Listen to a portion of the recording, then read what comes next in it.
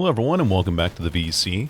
Today, a couple hours ago, I went out and I saw Markiplier's The Iron Lung, and I thought it was decent. I'm the kind of person who enjoys media in general, enjoys engaging with art. If there's nothing that is like overly wrong about something and it feels cohesive, I generally tend to enjoy it, especially if the storyline kind of has progression of a character overall, and this movie definitely had a lot of that. A lot of what stood out to me as being rather impressive about Iron Lung was its practical setting and the way that it really turned this claustrophobic setting of the submarine that goes into the lake, the ocean of blood, a very dynamic setting over time. There are things that happen in the film that make it so that the location kind of evolves. It's not really a static location as it is in the original game. And I think that Mark actually really went out of his way to capture the solitude and the horror of what David Szymanski was trying. Szymanski? I'm not exactly. I think it's Szymanski. Trying to think back to the name on that. But anyway, I think that Mark did a really good job at kind of capturing the cosmic horror that David Szymanski wanted out of his game, while also still holding true to that isolated feeling that the submarine held initially in the games. And I don't want to go too much into spoilers right now, that's why I'm being really vague. But it would be kind of hard to make an entire game around just the base premise of Iron Lung, which is that you're a person who was lowered into an ocean of blood amid like some cosmic horror event, and you don't know what's really going on.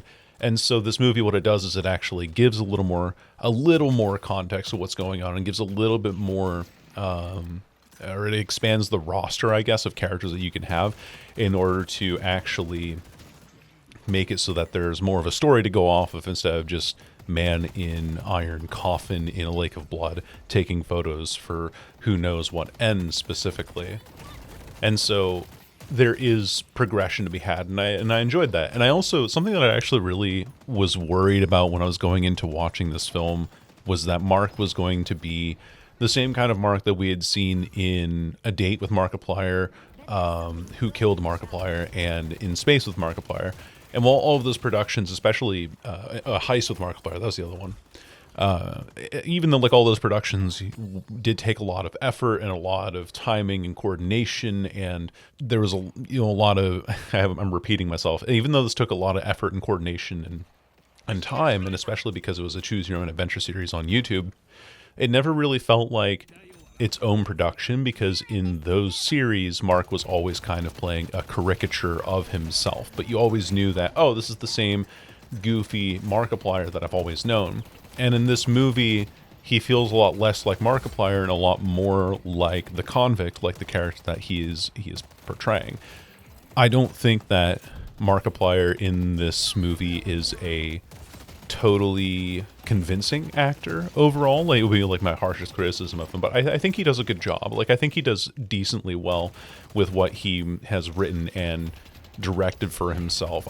I was not really distracted by like, oh right, this is the guy who owns 5 ovens, or this is the guy whose brother draws a well-known furry comic. Like, I was never really dwelling on that, because the rest of the way that the film was written and directed really does kind of pull you into this world and everything. But I will say that as like an independent filmmaker and as his debut film, the criticisms that I can levy against it is that some of the dialogue that happens kind of feels like it's a little bit too short, because sometimes, when you're having conversation with somebody and you say something, they'll usually take half a second to process the rest of your sentence and then reply. Or if they're convinced of your reply and they're angry at you, they'll interrupt you and talk over you. And there wasn't ever really any that kind of like pacing of dialogue sometimes between I guess like the Mark's character and the other main character that talk to each other the most.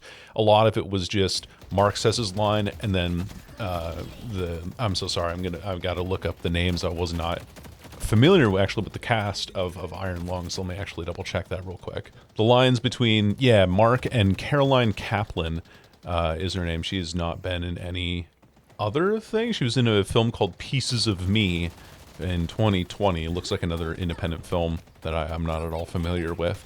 But anyway, I don't think that Caroline Kaplan's role was bad. I think that the way that her timing against Marks, they were kind of clashing with each other a little bit, and so it got a little bit distracting listening to them talk back and forth.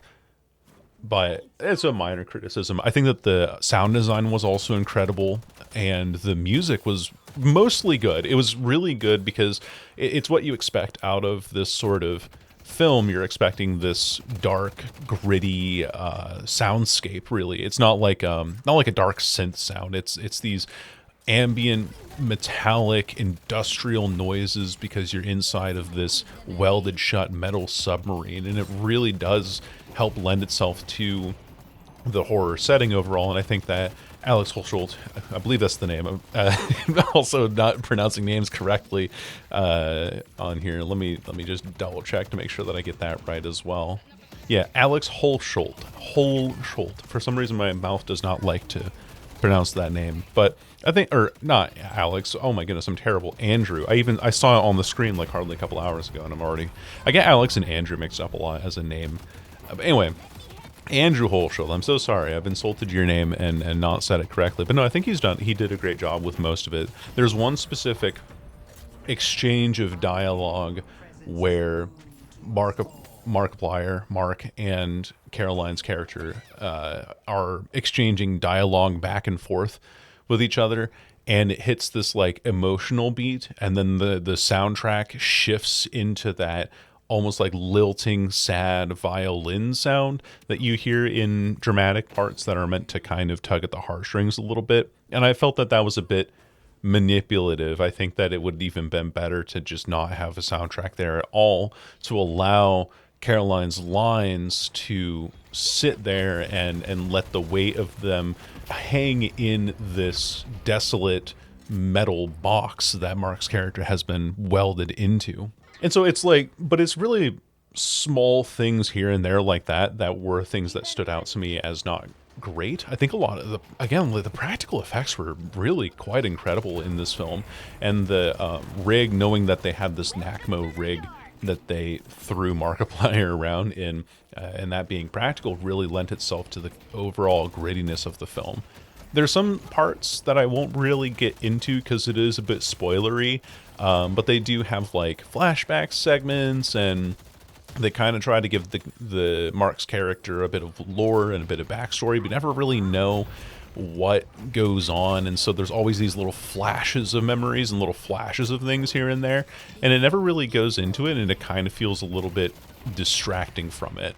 But aside from that, I think that the cosmic horror of this film, and even some of the body horror, there is like some grotesque scenes in this involving, of course, like the sea of blood, and there's like some other stuff that develops later down the line that I, again, won't spoil because I'll try to make this spoiler-free review.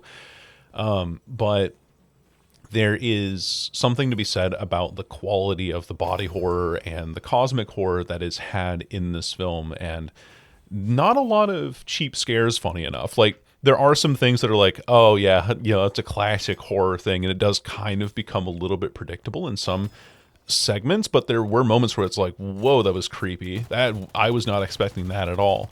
And you do actually start to question reality because of the way that this film is written, and that's something that I also really liked about the writing at the end of the day, was that even though it was sometimes in like some of the dialogue, it just wasn't delivered all that well, and some of the flashback scenes felt like they weren't particularly warranted for the character, there were some really cool moments in here surrounding and exploring the greater themes of cosmic horror that David Szymanski didn't really get to display fully in his game when Iron Lung first came out. And funny enough, I think this is like one of the better video game adaptation movies that we've had in a very long time.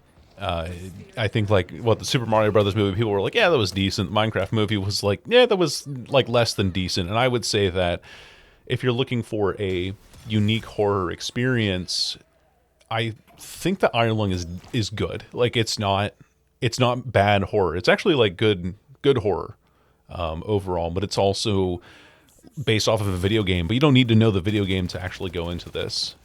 There's like a narration segment at the very start that kind of sets the tone for everything, and past that, it's pretty good. There's one segment where Markiplier's character, he like, sorry, I'm taking my keys off my belt loop. But there's one segment where Markiplier's character yells like, "Shut the fuck up!" And it's like a very emotional scene. It's like the character showing off his frustration, and he breaks something in the scene. But in my head, like as soon as I saw that, my brain went, "Oh, that would be a great like reaction clip or clip to edit into a video later down the line when I can get my hands on clips for the movie." But yeah, I didn't regret seeing this in theaters at all. I think this was a good use of my time. I thought that it was chilling in a lot of ways. It was a bit cheesy sometimes, but it wasn't like cheesy bad. It was good. There were some things that were just like, oh, that just needs a bit of polish and a little bit of practice to see how things come together. Now, will he ever direct a film again? I don't know. It took him 3 years to get this one done, and I hope that it's really successful, because I do think that he has a good sense of what he wants visually for his film to communicate, and I hope that from there, as a writer, or maybe if he just sticks on directing, has someone else write, I wouldn't mind that at all, because I think that as a director, he understood his set really well, and I thought that he was a good director. Writing wise, could have used like a little bit more variety and a little bit better timing overall, but that is just kind of my critique. I tend to like things when conversation feels naturalistic, and some of the conversations just didn't feel that way. I'm repeating myself a lot. I'm just rambling. This is just an off-the-cuff review as I've come home from watching this at the matinee showing, and now I'm putting it together in a video. But that's my overall thoughts on it. I think it's good. I think that if you're interested in horror and you're interested in Markiplier's evolution from a content creator, YouTuber to a filmmaker, this is a decent film to watch. It won't be like a total waste of time, and it'll be like a cultural touchstone kind of thing that you can go around sharing your thoughts as well on it. Was not disappointed, and I liked it. I usually rate my things overall on like, if 5 out of 10's like kind of like right in the middle, it's right down the line. If anything is like slightly off about something or I didn't like it, I usually tap it down a little bit, and anything that goes points above is what I rate from there. So on my rating scale, I put it as 6 out of 10, not to say that it's like a failure of a film or anything. I was just like, yeah, it was like right above the middle of the road for me, and I think it was good. And better than a lot of stuff that we have seen come out, and also more interesting because of the confined setting than some of the other movies that I saw in previews before this film as well. So yeah, Iron Lung, it's a good time. It's an interesting time. Definitely check it out if you would like, although I don't know if it's for everyone. And yeah, that's just kind of my overall thoughts. Thanks for listening. I will see you later. Bye-bye.